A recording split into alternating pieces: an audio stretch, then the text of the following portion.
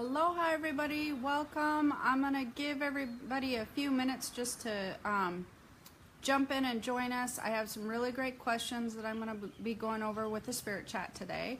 I posted a Spirit Chat forum or feed in the group, and I had a lot of questions with people who can't make it. So I have my computer, which you can see, down here on my lap, so I'm gonna be going through and answering some of the questions that people have, but definitely you can still ask me questions as you jump in, and I'll be able to see the feed down here. So while I'm going to be answering some of these questions for people who posted earlier this week, definitely feel free to comment, and if we have time I might get to some of those questions as well. So I'm going to start with something that actually wasn't posted on the Spirit Chat feed, and that was posted by Sarah, because I think it's a really good question. And that is, I sometimes pick up on the feeling of a place, a building, or a city that I think is separate from the energy of the people in the place. For example, when I visited Edinburgh, I think is how you say that, the one in Scotland, I felt an oppressive sense of sadness and felt like an echo of the history of the place rather than the energy of the people currently living there. Is that this clairsentience or clairtangience, or maybe both? What happens if you are picking up on the energy of a place that might feel oppressive, or you might have some other things going on where it's feeling like maybe aggressive in nature, or if it's not matching the time of the people and what's happening right at the current moment? That's what's called an imprint, and this happens a lot with older buildings. I had a friend that went to Machu Picchu. She had a really intense experience there. What an imprint is it's when you are reading the energy of a time that has been left there. So it's an energetic impression, and energetic impressions can be left behind from an intense event or an intense time in, well, basically an intense event or situation.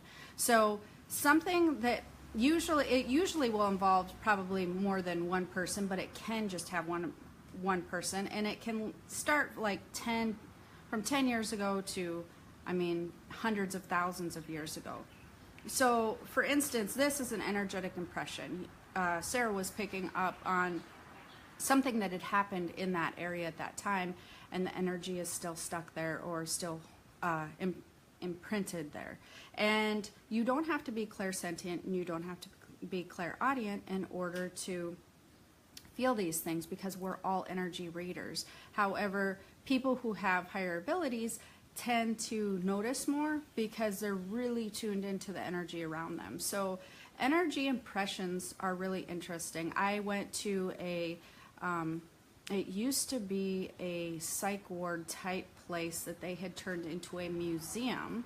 And every time I'm around something like that, or like an old hospital that is now turned into a condo or turned into an office building of some kind, a lot of times, because of the intense emotion, because that usually is what causes the energy imprint, I can really feel a lot of what happened when that place was open, or what happened with the people who were there. So that's what an energy imprint is. So I thought that was really important for people to kind of understand. So I'm going to get to some of these questions that I have, and like I said, feel free to go ahead and post your questions, or just say hi, because I see you all joining in. There was another good question that I had. Let me find it here. Can you explain more about the finding balance, Bridget says, between the spiritual and the physical body? Does that mean listening to your heart versus ignoring how you feel most of the time, and just physically carrying out activities that we have to do? She goes into, I feel like I've been trained, as most of us, to do what needs to be done, and my feelings are brushed by the wayside, especially as an empath, when others seem to take up so much space. So finding balance, she's asking, does it mean more making room for yourself or our lifestyle? So finding balance between your physical and spiritual bodies is really difficult for most people. And this is, again, why I teach the classes that I've been teaching. This is why I walk you through learning how to tune into your spiritual body better, because it is hard for people who live in the physical world to go ahead and learn how to tune into their spiritual body and then find some kind of balance. Because even if you understand what your your spiritual body does, or you understand what it is, it's hard for some people to understand what it does. And if you don't understand what your spiritual body does, then how do you balance the two, right? So the first thing I would say, Bridget, is how much knowledge do you have on what your spiritual body does? Do you understand the functioning of your spiritual body? I'll give you a brief description here. Again, if it's something you want to learn more of, you definitely want to maybe check out in that class that I have, the psychicabilityclass.com, because the basics of really starting to learn and to tune into your abilities is really getting to know your spiritual body and understanding your spiritual body, how it feels. Because the difference is most people are taught, like you said, to kind of force themselves to do what it is that they are supposed to do as responsible adults, right? So they kind of force themselves to go through the day-to-day stuff, and sometimes that is not in alignment with your spiritual body and your wants and needs. So if you start forcing yourself to do all this stuff that you hate and you hate and you hate, and you're doing work and you don't like that, and then you're doing laundry, and then you're doing all these steps that you're really resistant and feeling agitated doing, and you're not doing anything with your spiritual body, what that's drawn to. And your spiritual body has to do with your intuition, your creativity, and basically your soul happiness. So if you're not using that aspect of the scale and you're going, oh, well, I'm not going to go down to the beach, or I'm not going to go do something fun with my family because I have all these responsibilities over here, and that's just fun, so that's not important. You start getting like this. You really have to be able to nourish your soul and your spiritual body. You need to be in tune with making decisions based on your intuition, and that is more of a feeling based when you're tuning into your spiritual body. However, you need to learn to tell the difference again between your physical feelings and your spiritual body feelings. That gets into more of an advanced class, which, like I said, would be that psychic ability class. But just rule of thumb, if you're feeling joy from it, if you're feeling drawn to it, and it has something to do with caring for yourself and creativity, that would be more in line with your spiritual body. If you're feeling, like something like has to be done, responsibilities, day-to-day stuff, that's kind of more in line with your physical body. So you need to be able to balance the two. If you don't balance the two, what happens is you get sick usually. It can start from anywhere from colds to flus to things that'll make you slow down. If you notice, when you get sick, anything that makes you slow down starts to make you rest. And when you start to rest, you start to get in more alignment. So the further you get out of line, even if you ignore it, you're going to be pulled back in line naturally, laws of nature wise, because of that whole system. So like I said, learning to tune into your spiritual body, that's what my class is about, as well as learning how to develop your gifts. So that might be something you might be interested in the future. Let's see what other questions that we have here. How do you know what abilities you've shut off while growing up or in general? That's a good question by Shay. It depends. The thing is when you are developing your abilities as an adult, you are potentially developing different abilities than you would as a child. So it doesn't, truthfully, Shay, it doesn't really matter what abilities that you've shut off while you were growing up, because as an adult, you're gonna learn to develop most all your abilities that you naturally could develop anyways. So for instance, when you start learning how to develop your abilities, the ones that you had as a child, you're still gonna naturally begin to develop and work with. That's kind of how it works. Once you start opening one, the door to another one's going to open, the door to another one's going to open, and they're all just going to kind of open together. So it's not like let's say that these are all your abilities and then you shut off, these 2 or 3, let's say you shut off 3, although it'd be more realistic to shut off 7. And then as an adult, these 3 are not going to stay closed. They work together, so they're going to all open together. And so it's not really important what you've shut off, because most people just shut off all their abilities as an adult. Or as a small child, they sort of just stuff everything in a bottle, and then they just learn to just shut everything down, you know? And Tina had a question after that, like, do we ask our guides to help? Yes, you can ask your spiritual guides, but like I've told you guys before, if you're wanting to learn to develop your abilities, you need to have the knowledge to learn how to do that. It starts with tuning into your spiritual body, understanding what that is, but there's an actual system and a process when you're learning to develop your abilities. And I know I've done some podcasts on this, but for instance, you know, when you're developing your abilities, you start with knowledge. You start with reading anything that you can, or this is what I'd suggest that you do. Start familiarizing yourself with all the basics, what clairsentience is, what clairaudience is, what being an empath is. You start, you know, kind of filling in the gaps of just understanding how the spiritual world works. So you want to read everything you can, or listen to everything that you can, and then you want to start feeling, how does that apply to my own life? How does that apply to my own body? Am I sensing any of these things that I'm reading about? Do I feel like, does my intuitive mind kick in and go, yeah, that seems familiar to me. Oh, that seems really like in alignment with what I've done before. Oh, that seems like something I've also done before. Like, then you start compartmentalizing. But the next step, truthfully, is you cannot get all this knowledge when you're developing your intuition and psychic abilities. It doesn't work in the fashion that, even though that every one of you has the tools to develop your abilities, because you've had it trained out of you for so many years, and because you've been really trained how to work against your abilities, and how to, you've essentially been trained to ignore them very, very well. So any abilities or sensations that you have, you've had a lot of people tell you, nope, don't follow that, not true, nope, no evidence, etc., etc. You've been trained how to do that for so long that you have to retrain your brain on how everything works. You have to refamiliarize your brain with your spiritual body.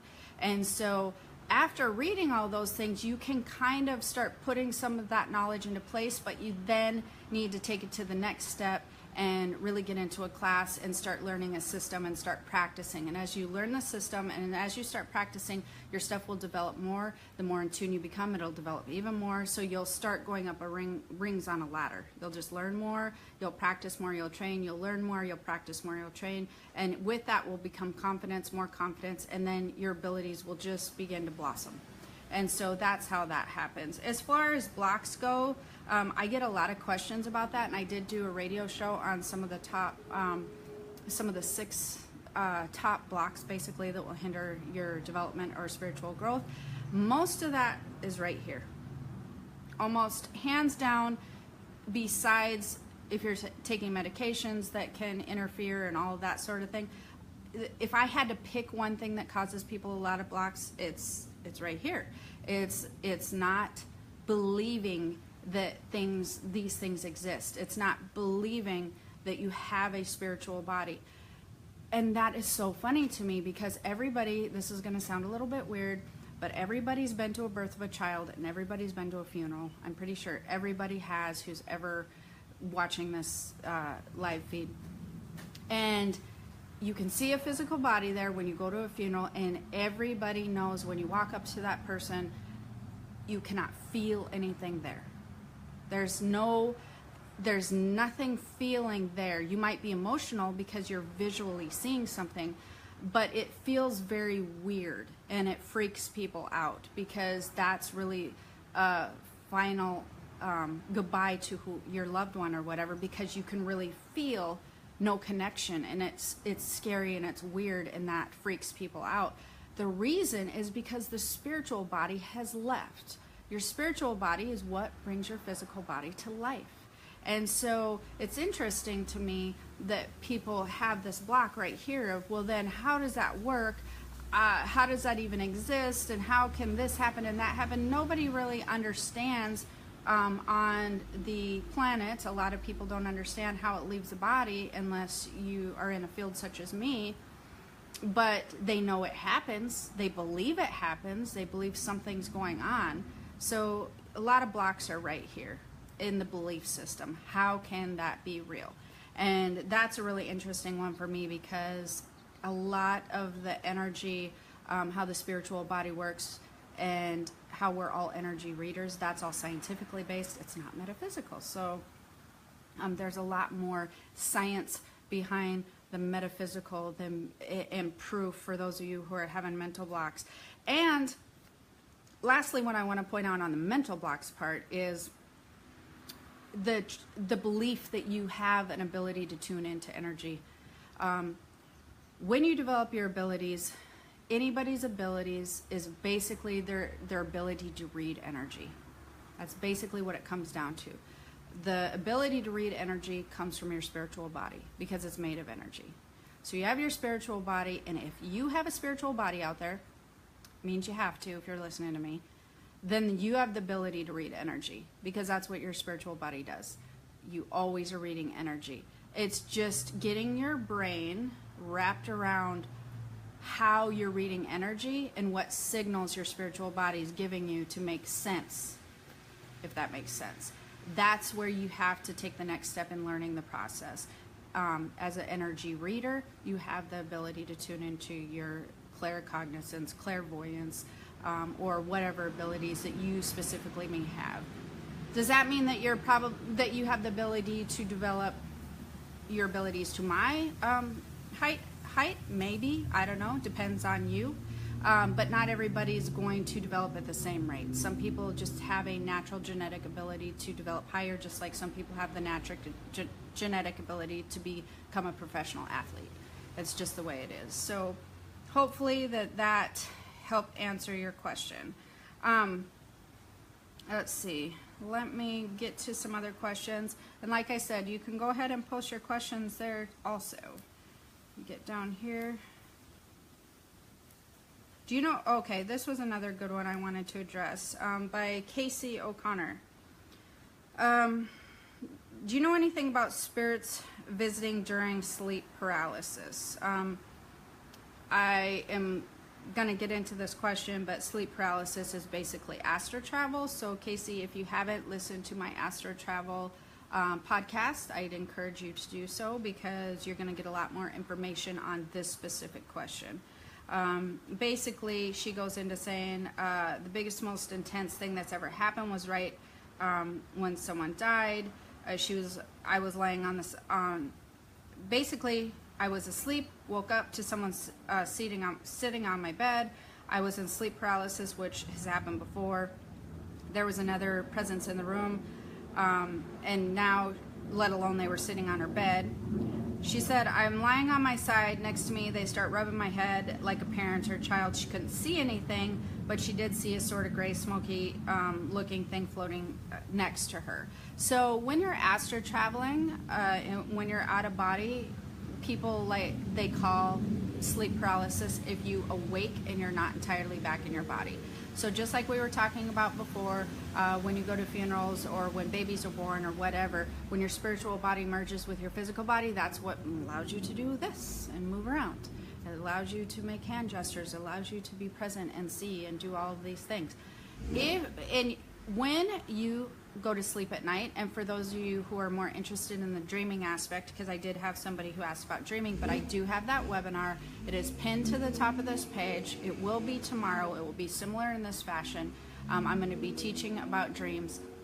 Definitely make sure that you register for the webinar. I'm not going to go through that today. But so what happens is you're asleep. Imagine this is your physical body. Everybody does this. Like I said, you can believe me or not, it doesn't really matter. It's just fact.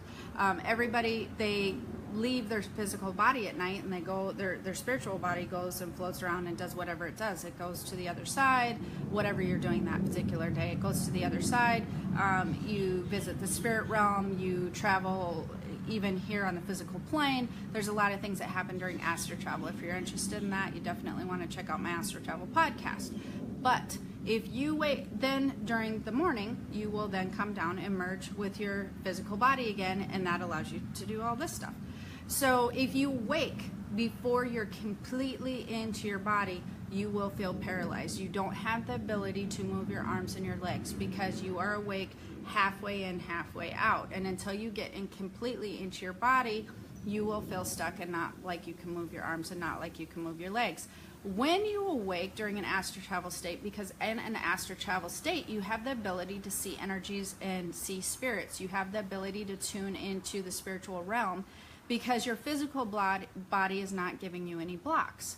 And so because your physical mind and its perception is not going, oh, this doesn't happen and that doesn't happen, your spiritual body is naturally doing what it likes to do naturally, and that is tune into all the things around it at that time. It reads energy, it sees spirits and that sort of thing. It's just the natural ability. If you wake partway in, partway out, your brain is trying to merge with the information your spiritual body is then translating to you, aka if you did see your uncle sitting on the bed and your brain is trying to make sense of it and you're half in and half out, your spiritual body has to translate to your brain, and your brain, if it doesn't have enough information of what you're doing, if it doesn't have enough library on, oh, I'm astral traveling, oh, that is my uncle, oh, this is possible, it starts making up its own scenario.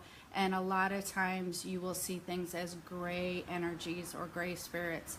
And it might scare you because most of the library knowledge that the brain has on astral travel has usually been the scary movies that you see on TV. So it then catalogs it, tries to find that kind of little bit of a scary stuff, and then it goes ahead and just tries to tell you that, you know, I'm unsure of what this is. So that's you astral traveling and being half in and half out, and that was your family member that was with you. There was another question that I had that I thought was really interesting. It might be on this other page. Let me check it out. I thought that this was an interesting question by Michelle. I really should know better than to look at the news pages, but I clicked on an article and of course I saw all of the other headlines. So my question is, when we all come to the same place, do the people that become killers, abusers, and just in general horrible people write that in their contracts, or does something go horribly wrong when they get here? Do these horrible things happen to teach us some lesson, make life harder?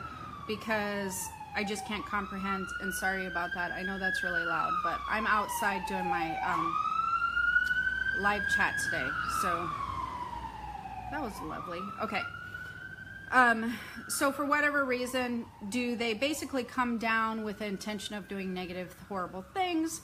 Or what happens between, you know, good and evil and all that? So those types of people, when they come down, we have an array of spirits. We have dark spirits, we have light spirits, we have gray spirits, which are somewhat in between, and anybody can choose, you know, because you have free will when you come down, what you want to do with this lifetime. And so we all are created, whether you might be a dark entity or a dark spirit, I would say, not entity.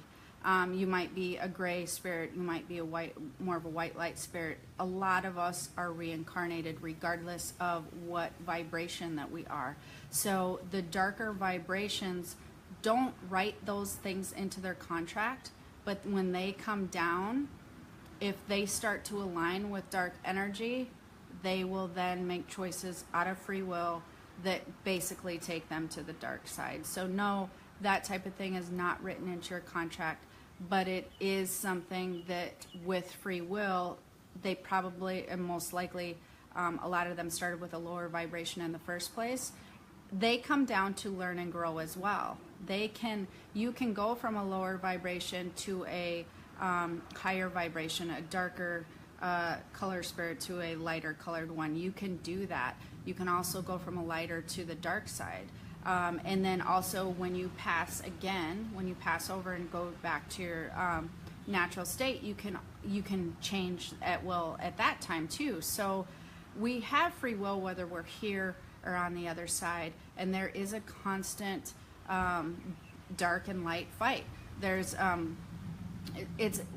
everybody on earth is not just a white light entity. It's just not the way it is. there are some very dark spirits around here, and they are in people form. And you may know people like that.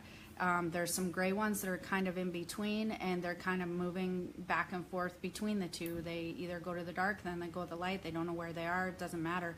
But there's all kinds of spirits that are of all different vibrations here, but those types of major bad events are never charted in the way that you think that they're charted. Accidents can happen, etc. And yes, we are supposed to learn from all of the negative events, but there's the free will thing, and if you're prone to a lower vibration, you can be prone to negative spirits feeding you more information, and you can really make a bad turn. So I thought that that was an interesting question. Another question I had, and I'm sort of getting to the end of the spirit chat today, so if you don't have any other questions below, we're going to wrap it up pretty soon, is what is the connection between, Jan said, creative and spirituality? Do we get our creativity from the spiritual realm, or when we're being creative, are we tuning into something spiritual? Well, both. Your creative aspect to yourself is in your spiritual body, and the spiritual realm holds a lot of creativity. So when you tune into your spiritual body, you then tune into the spiritual realm, which then brings the creativity into the physical realm because through your spiritual body. So your spiritual body is where your creativity lies, and that's where you tune into the spiritual realm, so it is all interconnected. Tiffany asks, this has often confused me regarding earthbound spirits. I know that many reasons why some remain earthbound, but what about those of a child? Are we not met by our loved ones, guides, angels, etc. to lead us, especially if in a state of confusion? Then why would an innocent child remain earthbound? Is it an attempt was made but there's no avail?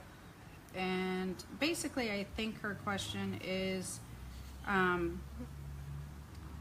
it looks like, because it's a little bit confusing, it looks like what happens to an earthbound child, same thing that happens to a adult. You know, just because this earthbound child appears to be a child because of the age that he or she has passed, like pretend like she's 7 or he's 7 or whatever, and let's pretend like they're earthbound. Just because of the age in this lifetime that they've passed doesn't mean that that spirit is not a very old spirit who has lived many lifetimes, and for whatever reason, if that spirit then is reluctant to go and has some unfinished business here, you have to get to a certain place before you pass over. You have to actually willingly kind of let go and go towards a certain portal. And if you're not going to let go and go towards a portal because something is really just, you're very stubborn and aggressively attached here for whatever reason, you cannot be reached in the same way all the time, and you have to be convinced to be pulled in that direction, and it can take a lot of activity and stuff. So even though that they pass at a young age and appear at a young age because they're sort of stuck at the young age, the spirit is not necessarily a young spirit, if that makes sense. It is an old spirit, just like if people always talk about children being old souls. So thank you for your questions today. I'm going to go ahead and wrap it up. So glad that you joined me, but I wanted to make sure that I mentioned a couple of different things. One is, if you are interested in dreaming and how this pertains to your intuition and psychic ability, make sure that you stop by my dreaming webinar tomorrow, because I'm only going to do this once, I believe, and so this will be the one time that you can tune into that. And you can ask me questions. It'll be the similar style, but I'm going to go ahead and do a little bit of teaching tomorrow on you know, your dreams and how that whole thing ties to your psychic ability, what's kind of happening, a little bit about dream interpretation. So there's going to be a lot of teaching going on. You're going to be able to ask questions, but I don't believe I'm going to be doing this webinar again, so make sure you tune in.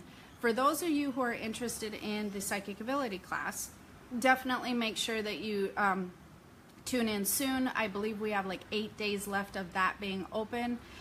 So if you have questions, I have been getting emails from people saying, hey, would this class work for this, or would this class work for that? So definitely drop me an email if you're wondering if it will work for you, but that one will be closed again. I've decided to only open that 3 times a year. So that will be closing, I don't know, it's like 8 days or something like that. But don't miss out on that one. If you want to learn the system, you want to learn how to really tune into your spiritual body and take everything to the next level, because I teach a lot about that. And then also I have some really cool stuff coming out this year.